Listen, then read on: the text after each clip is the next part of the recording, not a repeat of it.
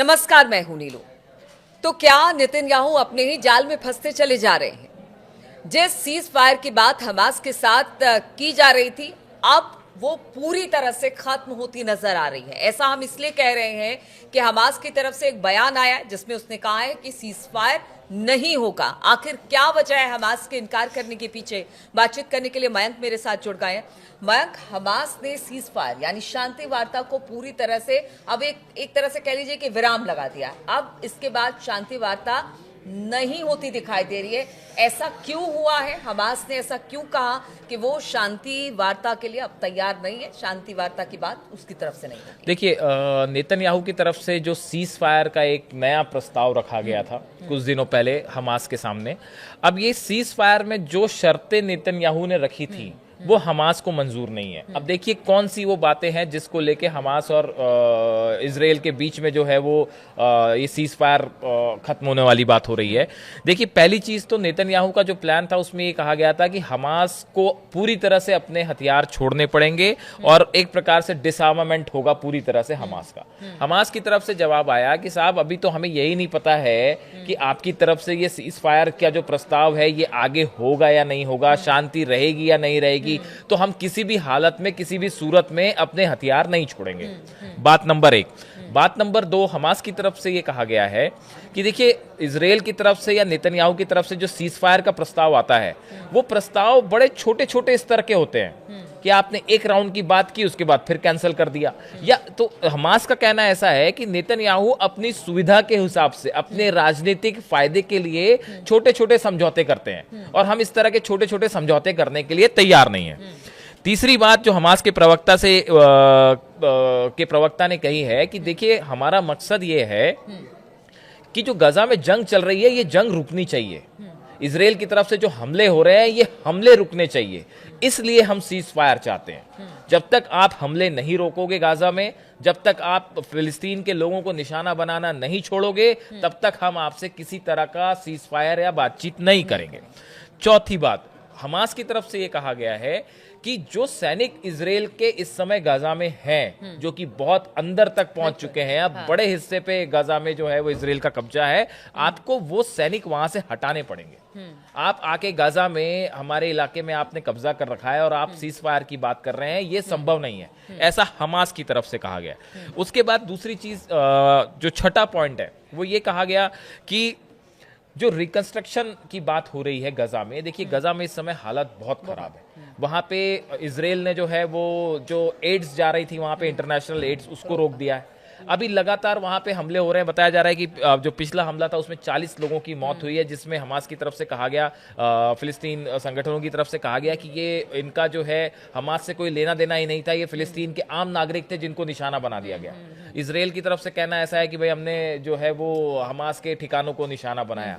तो कुल मिला के गजा में इस समय बहुत ही ज्यादा बुरे हालात हैं। वहां पे बच्चे, महिलाएं जो हैं वो खाने के लिए, पीने के पानी के लिए, दवाइयों के लिए बुरी तरह से तड़प रहे हैं। ऐसी स्थिति में हमास का कहना ऐसा है कि ये एड फौरन शुरू की जाए, जो रिकंस्ट्रक्शन का काम है वो शुरू किया जाए, तब हम सीज फायर को लेकर बात करेंगे।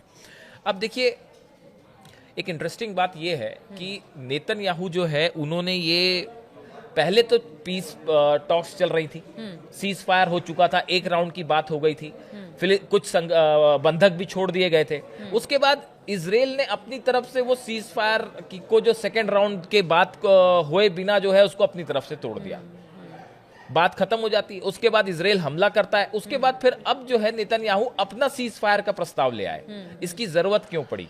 इसकी एक बड़ी वजह जो एक्सपर्ट्स बता रहे हैं कि इजराइल के जो सैनिक हैं, ये इजराइल के जो आईडीएफ है उनकी तरफ से ये बात कही जा रही है कि भाई हमारे जो फोर्सेस के सैनिक हैं वो बुरी तरह से थक चुके हैं। हमारे पास, हमको सीरिया में भी लड़ना पड़ रहा है, लेबनान बॉर्डर पे भी काम चल रहा है और गजा में भी ऑपरेशन चल रहा है। तो फोर्सेस की कमी हो रही है इजराइल के पास। फोर्सेस की तो कमी हो रही है, लेकिन आप कुछ ऐसी शर्तें लगा रहे हैं जिसको मानने को सामने वाला तैयार नहीं है, फिर उससे तो कोई हल निकलता दिखाई नहीं दे रहा। देखिए, बिल्कुल हल निकलता दिखाई नहीं दे रहा है। और सबसे बड़ी बात यह है कि अब इजराइल जो है वो इस पूरे मामले में गजा को लेकर, देखिए आप वहां करना क्या चाहते हैं?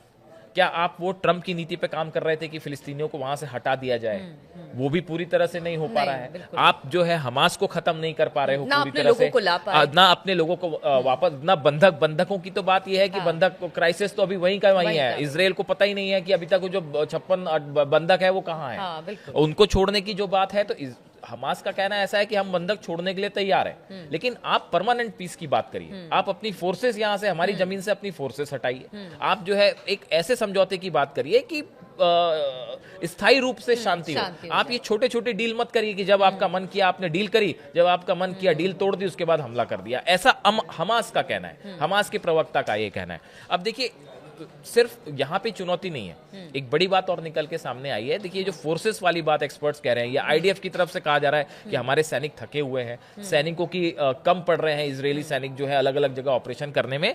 ऐसे में एक बड़ी खबर निकल के ये भी आई है कि तुर्की में, जो तुर्की सीरिया में जो इजरायली फोर्सेस लगी हुई हैं इस समय ऑपरेशन कर रही हैं, और सीरिया के भी बड़े हिस्से में इजराइल की फोर्सेस हैं, वहां पे भी सैनिकों को बड़ी मुश्किलें पेश आ रही है। और इसी बीच खबर ये आई है कि अमेरिका ने, ट्रंप एडमिनिस्ट्रेशन ने डिसाइड किया है कि सीरिया में जो अमेरिका के फोर्सेस हैं, इनके सैनिकों की संख्या आधी कर दी जाए।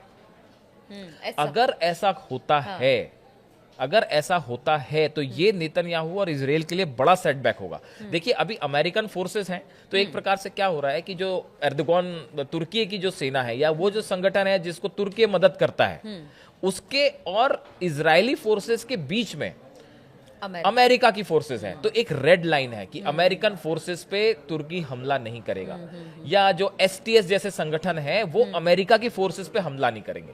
लेकिन अगर अमेरिका की फोर्स आधी हो जाती है तो एक बड़ा हिस्सा होगा जो जिसपे सीधे निशाने पे इजरायली सेना होगी। ये एक बड़ा सेटबैक होगा, और वहां पे उस हिस्से पे नियंत्रण रखना भी इजराइल के लिए बहुत बड़ी चुनौती होगी।